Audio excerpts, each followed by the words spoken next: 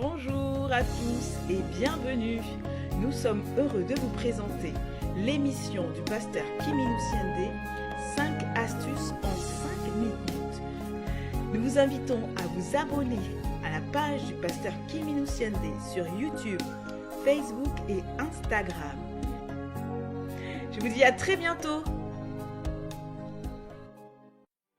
Bonjour à tous, soyez bénis dans le nom de Jésus. Bienvenue à 5 astuces en 5 minutes pour résister ou surmonter la trahison. Alors, nous sommes à notre dernière astuce, la 5e astuce qui est pardonner. Pardonner, pourquoi? Parce que la Bible dit dans Colossiens 3 au verset 13, pardonnez-vous réciproquement de la même manière que Christ vous a pardonné. Et je sais que c'est pas évident, mais c'est possible. Le Seigneur ne nous a pas dit que c'était facile, mais il dit que c'est possible. Au travers de ce c'est possible, nous avons donc la possibilité et la capacité de faire ce que la parole de Dieu nous recommande. Pourquoi pardonner? Parce que la première chose, c'est que ça libère le cœur. Il y a une sœur qui a dit une fois qu'on ne doit pas avoir des personnes dans notre cœur comme si on avait un cadenas à une porte. Donc c'est vrai qu'il faut pardonner, il faut libérer, parce que quand on libère, quand on pardonne et qu'on ça libère, on se sent beaucoup plus libre dans nos moyens, dans nos mouvements. La deuxième chose, c'est qu'il faut prier. Il faut prier pour pardonner, il faut prier par rapport aux différentes situations qu'on peut vivre pendant la trahison, parce qu'une situation peut en amener une autre, et le fait de prier, ça nous canalise, ça nous permet de rester concentrés par rapport à une situation et de faire la part des choses. Donc il faut prier pour pouvoir pardonner. La troisième chose, c'est que vous savez, derrière chaque situation, il y a parfois un esprit. Alors qu'est-ce qu'il faut faire? Il faut jeûner pour pardonner, parce que quand on n'a pas envie de pardonner, quand le cœur dur, c'est quelque chose qui est caché derrière. Et notre âme a besoin d'être boostée, a besoin d'être éprouvée. Et l'âme, c'est les émotions. Et nous avons besoin, par l'intelligence, de pouvoir pardonner. Donc, il est important de jeûner pour que notre âme soit influencée par notre esprit qui est influencé lui-même par l'Esprit de Dieu.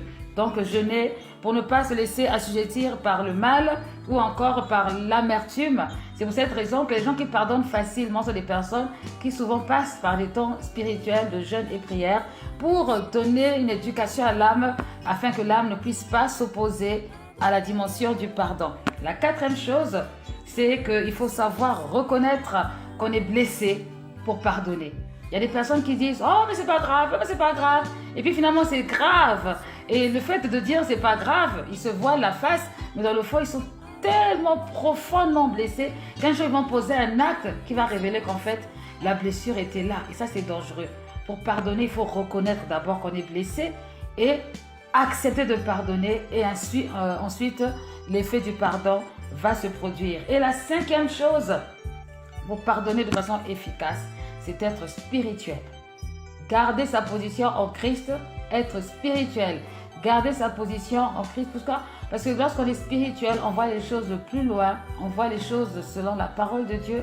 On voit aussi les choses selon les circonstances qui se passent tout autour de nous. Quand on est spirituel, on arrive à faire la part des choses et on ne se laisse pas envahir par toutes sortes de pensées et on arrive à cultiver la maîtrise de soi. Donc c'est vraiment important d'être spirituel, de se dire que malheureusement, ce sont des choses qui arrivent et que, comme je disais au début de la première astuce, Dieu va atteindre un objectif avec moi.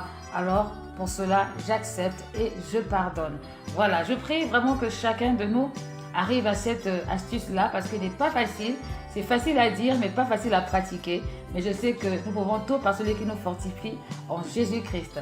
Voilà, c'était donc notre 10e émission qui est donc va se terminer maintenant. Et je vous invite donc à relire, à réécouter cette émission sur survivre de la trahison grâce aux 5 astuces qui ont été énumérées tout le long de cette émission. Que Dieu vous bénisse et à très très très bientôt.